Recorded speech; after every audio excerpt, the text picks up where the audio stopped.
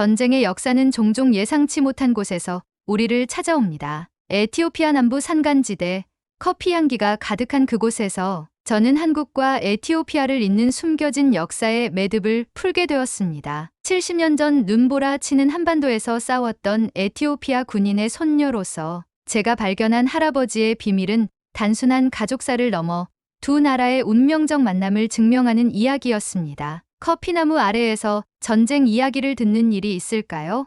제 인생을 완전히 바꿔놓은 그 우연한 만남이 아니었다면 저는 결코 알지 못했을 역사의 한 페이지입니다. 본격적인 이야기를 시작하기 전에 구독 버튼을 눌러주세요. 좋아요와 구독은 저에게 많은 힘이 됩니다. 그럼 오늘 이야기 시작할게요. 제 이름은 레미예요. 에티오피아 수도 아디스아바바에서 차로 7시간을 달려야 나오는 산지 마을 네코앱에서 저는 작은 커피 농장을 운영하고 있죠. 젊은 여성으로서 농장을 혼자 책임진다는 건 생각보다 쉽지 않아요. 하지만 이건 우리 가족이 대를 이어 가꿔온 땅이고 저에게도 자부심이 되는 삶이었어요. 매일 아침 동이 트기도 전에 일어나 커피나무 사이를 거닐며 하루를 시작해요. 햇볕에 비치는 커피체리의 붉은 빛을 보는 것만으로도 마음이 충만해지죠. 우리 농장의 커피나무들은 대부분 제 키보다 훨씬 높아서 손을 뻗어야 겨우 열매에 닿을 수 있어요. 이곳 해발 1800m 고지대의 공기는 얇고 맑아서 커피의 깊은 향과 복합적인 풍미를 선사하죠. 저는 자주 땅을 만지고 하늘을 봐요. 땅의 습기와 햇살의 온도, 커피꽃의 개화 시기를 눈으로 확인하며 하루를 살아가요. 그러니 전쟁, 한국, 역사 같은 단어들은 제 삶에서 너무나 멀리 있었어요. 가끔 외국에서 오는 바이어들이 우리 커피를 사러 오기는 했지만 그들과의 대화는 항상 커피의 품질, 가격, 수확량에 관한 것뿐이었으니까요. 우리 마을은 시간이 느리게 흘러요. 아침이면 농부들이 각자의 농장으로 흩어지고 마을 광장에는 아이들과 노인들만 남죠. 전기도 간헐적으로 들어오는 이곳에서 세상의 소식은 주로 라디오를 통해 전해져요. 인터넷이 가능한 휴대폰은 마을 청년 몇 명만 가지고 있을 뿐이고요. 제 삶의 주기는 커피의 주기와 같아요. 10월부터 1월까지는 수확기로 하루 종일 체리를 따서 건조장으로 옮기느라 해 뜨는 것도 잊을 정도로 바빠요. 2월부터 4월까지는 가공과 선별 작업을 하고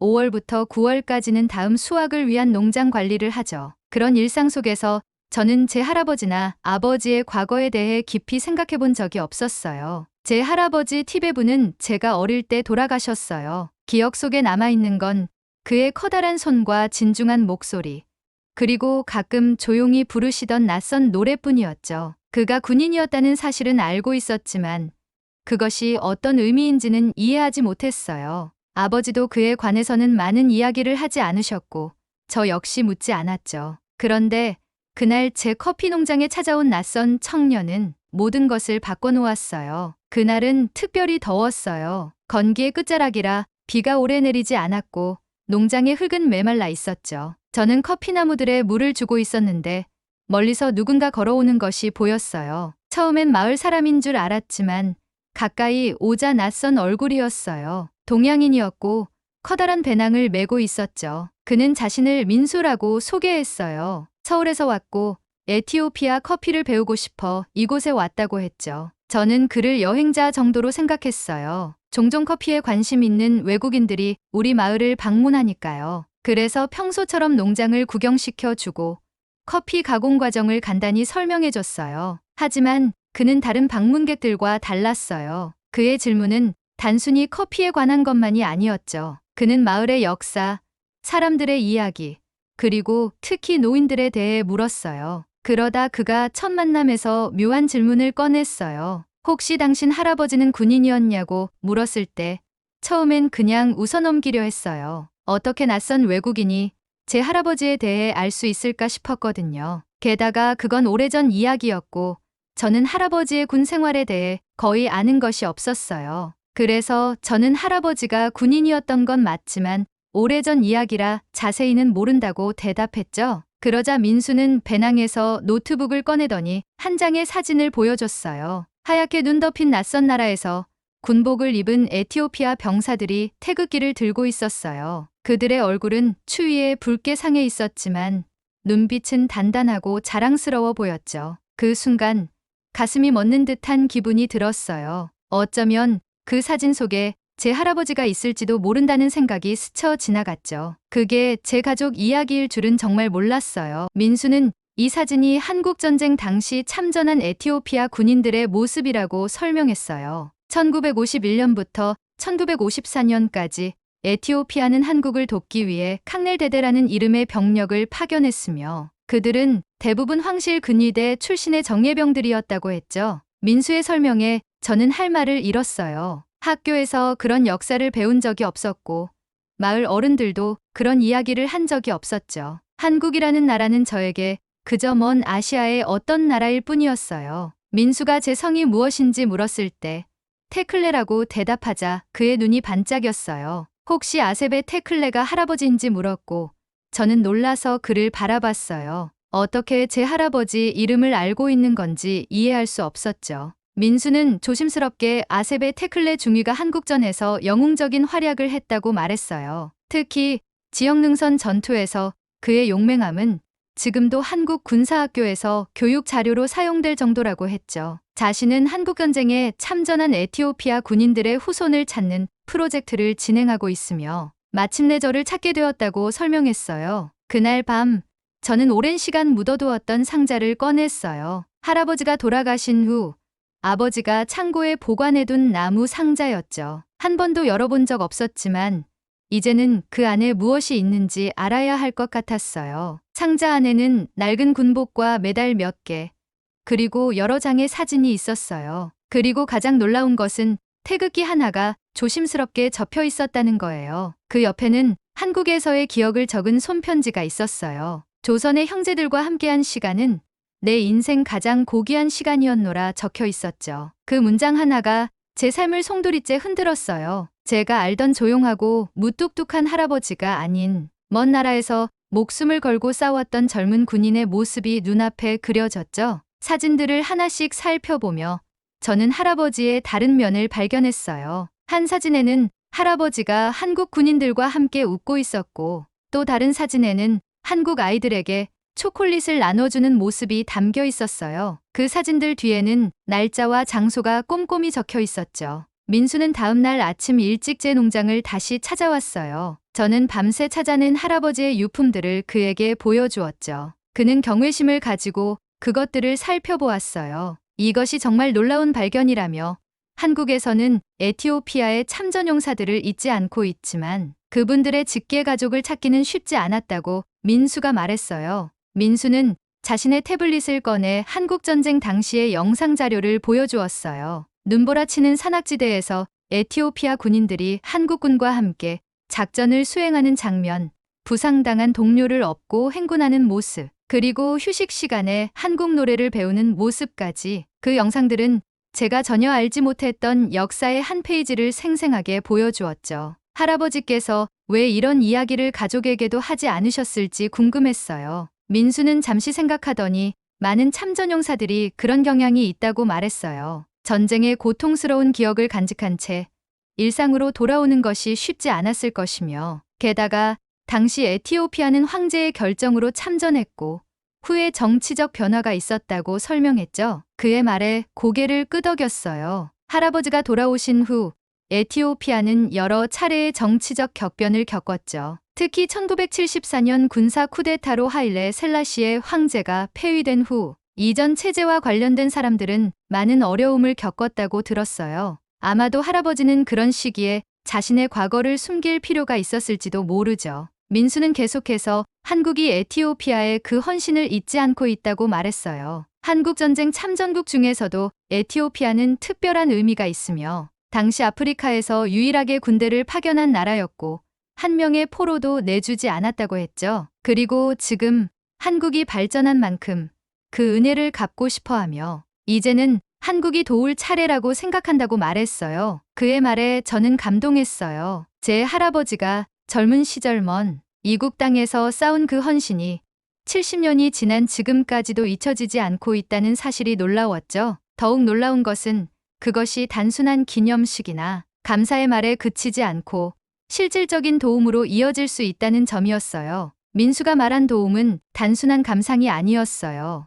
에티오피아에 꼭 필요한 것을 실질적으로 함께 만들어가자는 것이었죠. 그는 한국 정부와 민간 기업들이 참전국 후손들을 위한 다양한 프로젝트를 계획하고 있다고 설명했어요. 특히 커피 산업과 교육 분야에서 협력할 수 있는 방안들을 구체적으로 제시했죠. 민수는 제 커피 농장을 현대화하고 직거래 루트를 만들어 더 좋은 가격에 한국 시장에 판매하는 것도 가능하다고 했어요. 또한 이 마을 학교에 교육 기자재를 지원하고 장학 프로그램을 통해 젊은이들이 한국에서 농업과 커피 관련 공부를 할 수 있도록 도울 수도 있다고 제안했죠. 민수의 제안은 구체적이고 현실적이었어요. 그는 단순히 감성적인 이야기가 아니라 우리 마을과 제 농장에 실질적인 변화를 가져올 수 있는 계획을 가지고 있었죠. 그날 저녁, 저는 마을의 원로들을 모아 민수를 소개했어요. 처음에는 의심스러운 표정이었지만 민수가 보여준 사진과 영상을 보고 노인들의 표정이 변했어요.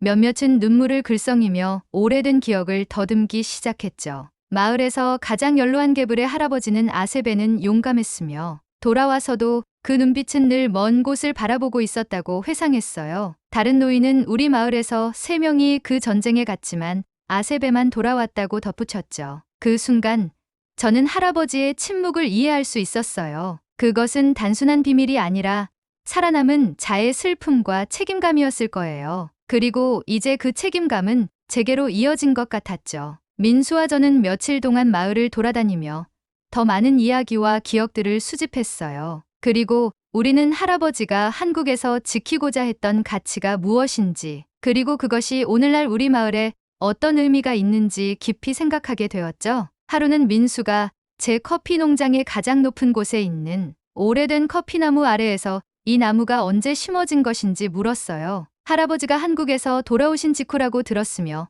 약 70년 된 나무라고 대답했죠. 민수는 그 나무를 경외심을 가지고 바라보며 이 나무는 평화의 상징이라고 말했어요. 전쟁에서 돌아온 군인이 새 생명을 심었으니까요. 그의 말에 저는 깊은 감동을 느꼈어요. 평생 보아온 이 커피나무가 단순한 작물이 아니라 할아버지의 새로운 시작과 희망의 상징이었다는 사실을 처음으로 깨달았죠. 그날 밤 저는 할아버지의 일기를 다시 읽었어요. 마지막 페이지에는 내가 한국에서 보고 배운 것은 인내와 회복의 힘이라는 문장이 적혀 있었죠. 폐허에서도 다시 일어서는 그들의 모습은 우리 에티오피아에게도 희망이 되며 언젠가 그들처럼 우리도 강해질 것이라고 적혀 있었어요. 그 말은 마치 할아버지가 지금의 저에게 직접 하는 말 같았어요. 70년 전 한국은 전쟁으로 폐허가 되었지만 지금은 세계적인 선진국이 되었죠. 우리 에티오피아, 그리고 이 작은 마을도 변화할 수 있다는 희망이 생겼어요.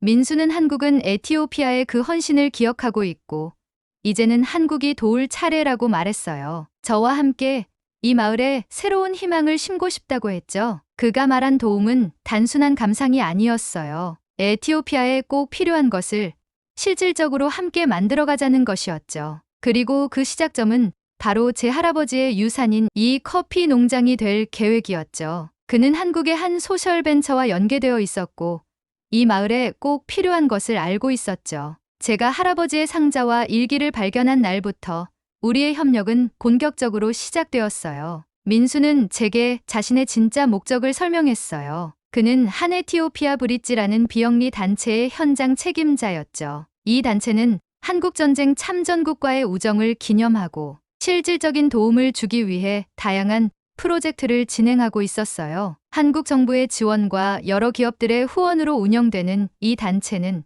특히 에티오피아에 큰 관심을 두고 있었죠. 민수는 단순히 과거를 기억하는 것을 넘어 함께 미래를 만들어가고 싶다는 말을 했어요. 이 말은 제 마음에 깊이 새겨졌어요. 첫 번째로 시작된 건 정수 시스템 설치였어요. 우리 마을은 깨끗한 식수가 부족했고 아이들은 물 때문에 자주 아팠죠. 특히 건기에는 물을 구하기 위해 하루에 몇 시간씩 걸어야 했어요. 민수는 한국의 기술을 통해 태양열, 기반 정수시설을 들여와 마을 중심에 깨끗한 식수 탱크를 세우는 프로젝트를 제안했죠. 처음에는 마을 사람들이 의심스러워했어요. 이전에도 외국인들이 와서 여러 약속을 했지만 대부분 실현되지 않았기 때문이죠. 하지만 민수는 달랐어요. 그는 계획서와 예산, 그리고 구체적인 일정표를 마을 회의에 제출했고 단 2주 만에 첫 장비들이 트럭에 실려 우리 마을에 도착했어요. 정수 시스템 설치는 마을 전체의 축제가 되었어요. 젊은이들은 무거운 장비를 나르고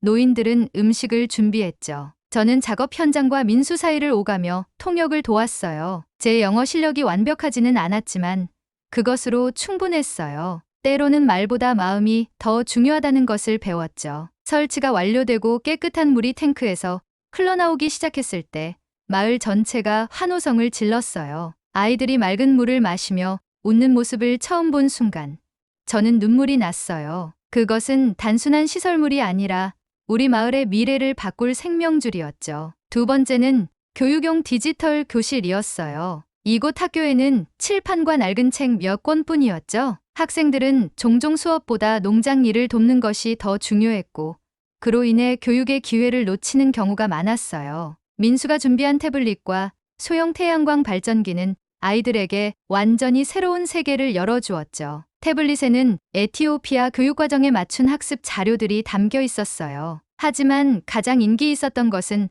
한국어와 한국 문화에 관한 콘텐츠였죠. 아이들은 태블릿으로 한국과 에티오피아 전쟁 연대기를 보고 놀라워했어요. 자신들의 할아버지, 증조할아버지 세대가 그렇게 먼 나라에서 싸웠다는 사실을 처음 알게 된 아이들이 많았죠. 제 조카 리나는 12살이었는데 태블릿으로 공부를 시작하고 나서 완전히 달라졌어요. 그 아이는 전에는 학교에 별 관심이 없었지만 이제는 매일 새로운 것을 배워오며 저에게 자랑했죠. 어느 날 리나가 커피 말고 다른 꿈을 꿀 수 있을 것 같다며 한국처럼 우리도 발전할 수 있지 않을까 하고 물었어요. 그 말을 들으며 저는 할아버지의 유품 상자에서 발견한 일기의 한 구절을 떠올렸어요. 할아버지는 조선의 아이들이 배고픔 속에서도 배움을 갈망했으며 그들의 눈빛은 미래를 향해 빛나고 있었다고 적었어요. 70년의 시간을 뛰어넘어 그 열정이 이제는 우리 아이들의 눈빛에서 보이는 것 같았어요. 세 번째는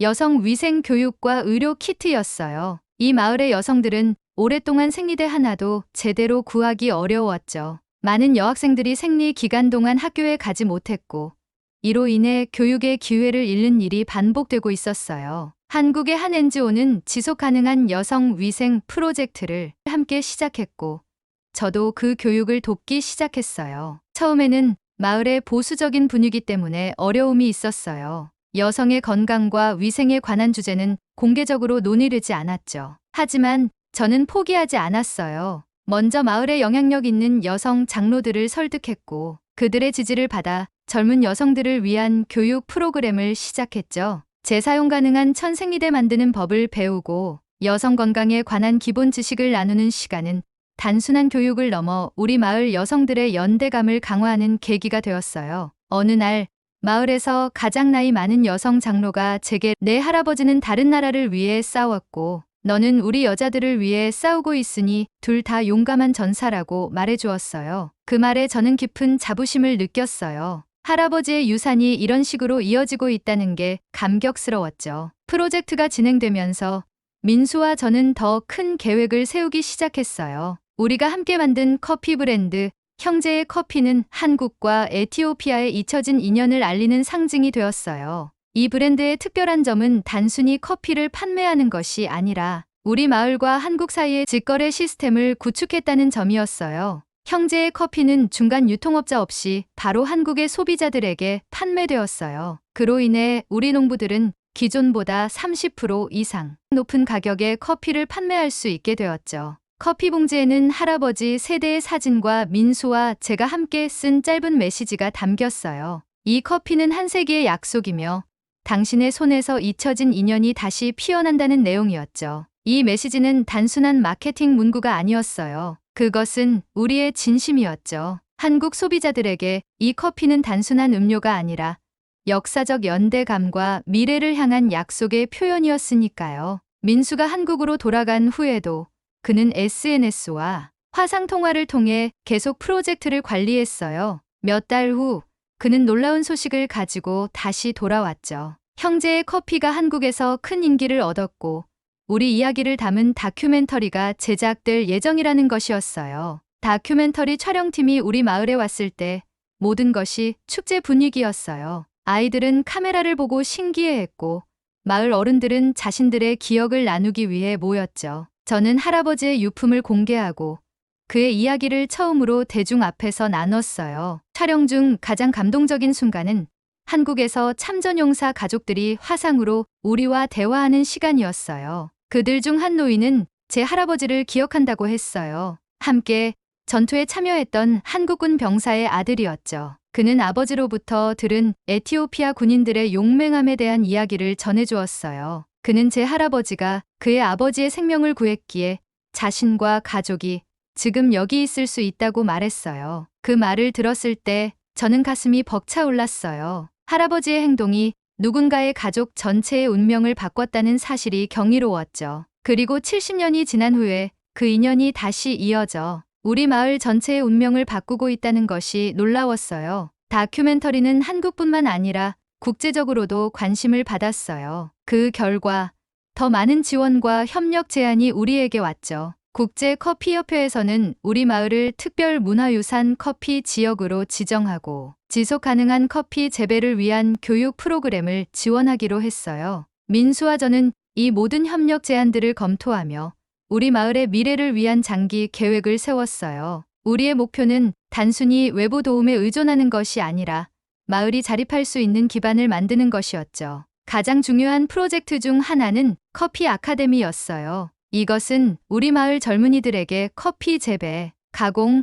로스팅, 그리고 비즈니스 관리까지 포괄적인 교육을 제공하는 학교였죠. 한국의 커피 전문가들이 정기적으로 방문하여 최신 기술을 가르쳤고 반대로 우리 마을의 전통적인 커피 지식도 그들과 공유했어요. 이 과정에서 저는 제 역할이 단순한 통역이나 중개자를 넘어섰다는 것을 깨달았어요. 저는 두 문화 사이의 다리가 되어 과거의 연결고리를 미래를 위한 협력으로 변화시키고 있었죠. 할아버지가 군인으로서 한국과 에티오피아를 연결했다면 저는 농부이자 기업가로서 그 연결을 새롭게 이어가고 있었어요. 1년이 지난 후 우리 마을은 눈에 띄게 변화했어요. 깨끗한 물과 전기, 개선된 교육 환경, 그리고 무엇보다 사람들의 눈빛이 달라졌죠. 예전에는 현재의 어려움에 갇혀 있었다면 이제는 더 나은 미래를 향한 희망이 보였어요. 제 커피 농장도 크게 발전했어요. 한국의 농업 기술을 접목하여 생산량이 30% 증가했고